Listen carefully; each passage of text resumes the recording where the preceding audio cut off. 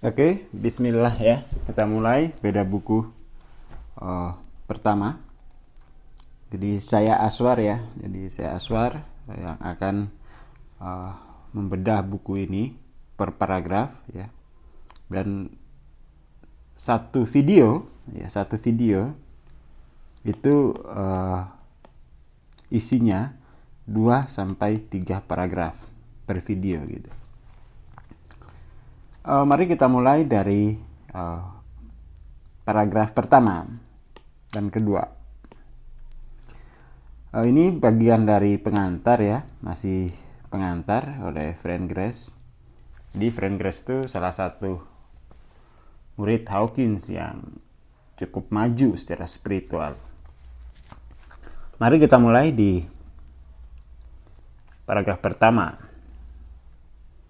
Buku ini menyajikan mekanisme untuk mengaktualisasikan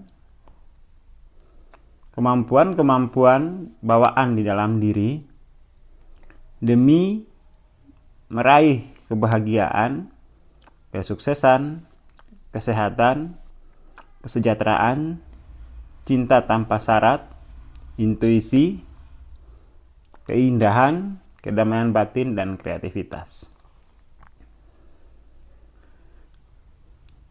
Jadi mungkin teman-teman yang membeli buku ini, membaca buku ini, mungkin ingin mengaktualisasikan salah satu yang telah disebut di sini. Kita lanjut. Kondisi-kondisi dan kemampuan-kemampuan ini tersembunyi di dalam diri masing-masing.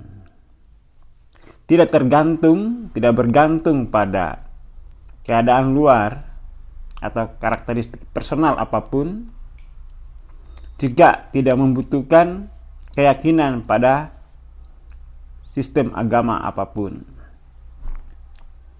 Tidak ada umat atau sistem tertentu yang memonopoli kedamaian batin, karena kedamaian batin adalah milik jiwa seluruh manusia. Jadi pada paragraf ini Frank Grace ingin mengatakan bahwa kita memiliki potensi fitrah.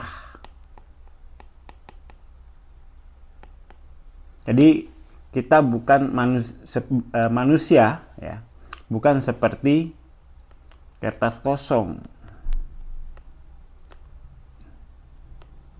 tetapi dia memiliki potensi fitrah, lahir dengan membawa potensi fitrah, bukan seperti kertas kosong.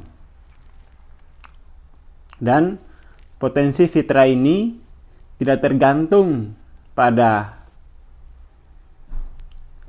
pemberian orang lain, bukan pemberian orang lain, bukan pemberian budaya, bukan pemberian dari politik, ya, bukan pemberian dari sistem pendidikan. Tapi potensi fitrah ini adalah bawaan intrinsik karunia terbesar manusia dari Tuhannya. Seperti itu. Jadi ini tidak bisa dimonopoli oleh siapapun karena ini fitrah. Dan ini adalah seluruh guru spiritual yang agung, pesan spiritual ya, pesan spiritual yang agung, orang bijak dan orang suci, bahwa kerajaan surga berada di dalam dirimu. Dr. Hawkins sering berkata, atau Dr. Hawkins mengatakan hal yang sama, bahwa apa yang Anda cari tidak berbeda dari diri sejati Anda sendiri. Itu pesannya tentang potensi fitrah ini. Lalu paragraf kedua. Kita mulai paragraf kedua. Ini ada kontradiktif. Kita memiliki potensi fitrah, tetapi kita sulit untuk mengalami kondisi-kondisi fitrah tadi. Bagaimana mungkin sesuatu yang melekat pada diri kita, bagian yang tak terpisahkan dari keberadaan sejati kita, potensi fitrah kita, tapi kok sulit dicapai gitu. mengapa ketidakbahagiaan muncul jika kita membawa potensi fitrah untuk bahagia. Ini mulai ada kontradiktif. Jika kerajaan surga berada di dalam diri, mengapa kita sering merasa seperti di neraka? Bagaimana kita dapat terbebas dari lumpur nestapa ini? Jadi pada paragraf awal ini sebenarnya Frank Grace ingin mengatakan bahwa ada dualitas kesadaran.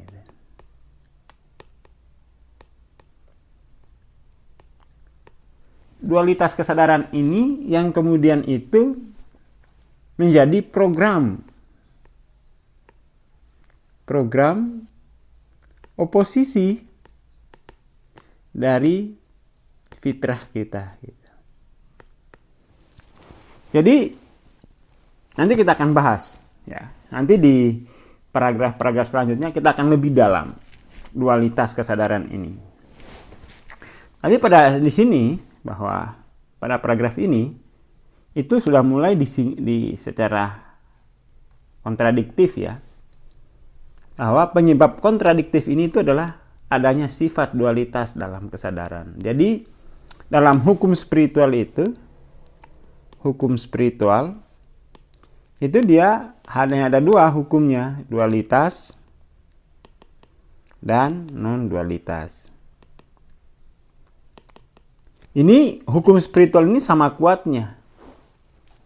Dualitas itu melahirkan sifat oposisi pada ego dan nalar. Jadi sebenarnya ego dan nalar itu kan penting. Dia perangkat kehidupan dalam ruang waktu. Tidak bisa dibuang, tidak bisa dilepas. Yang bisa dilepas itu adalah sifat dualitasnya.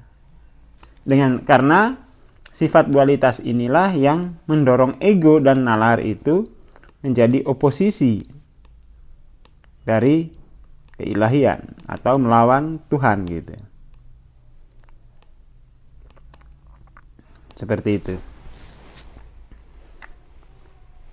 Jadi ini penting teman-teman untuk bahwa di dalam mempelajari spiritual itu hanya mempelajari ya dua hukum besarnya, dualitas dan non-dualitas. Seluruh persoalan manusia itu karena ketidakmampuannya memahami hukum dualitas di dalam dirinya sendiri. Persoalan apapun. Apakah itu penyakit yang tidak sembuh-sembuh, apakah itu persoalan keluarga yang berantakan, apakah persoalan finansial, itu pasti ada hukum dualitas yang mencengkram diri kita sehingga kita terjebak di dalam neraka kehidupan gitu. Ini penting untuk dipegang bahwa mempelajari spiritual itu hanya mempelajari hukum dualitas dan non dualitas, itu saja.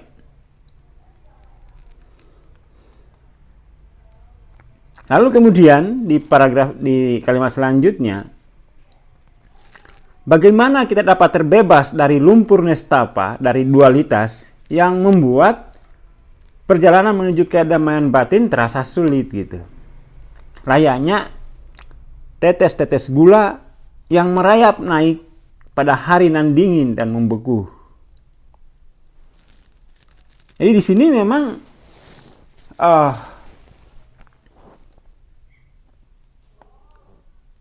ada persoalan ya. Ada dualitas ini melahirkan persoalan.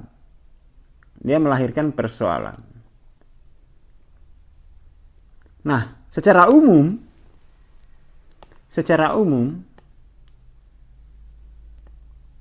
atau mainstream, dualitas kesadaran ini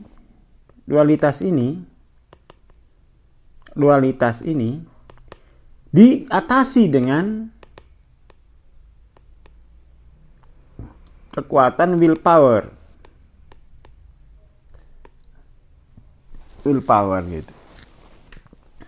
Nah ini kemudian tuh artinya jika karakter dualitas ini kita atasi dengan willpower, itu sama dengan kita duel dengan sifat dualitas ini. Dan selalu saja dualitas itu selalu menang dibanding willpower gitu. Ya, seperti itu. Nah, di dalam buku ini Hawkins itu tidak mengajar kita untuk mengatasi dualitas ini dengan willpower, tetapi dia membawa kita ke mekanisme lain yang disebut mekanisme letting go. Jadi kita tidak perlu duel dengan dualitas ini karena dia akan selalu menang. Dualitas itu adalah oposisi terbaik, oposisi terkuat dari keilahian gitu. Willpower yang kekuatannya hanya mungkin berapa persen gitu melawan oposisi terbaik dari keilahian tidak akan mampu gitu. Lalu bagaimana yang ditawarkan Hawkins itu? Dia menawarkan mekanisme pelepasan atau letting go. Melepaskan diri dari dualitas kesadaran ini, ya. Itu nanti kita akan bahas ya. Tetapi mesti di awal-awal ini kita udah mulai menemukan keywordnya bahwa willpower atau desire itu atau desire. Jadi pendekatan willpower, pendekatan membakar hasrat untuk melawan dualitas ini itu tidak efektif dalam kehidupan. Yang efektif adalah dalam pengalaman klinis dan pengalaman personal Hawkins itu pelepasan.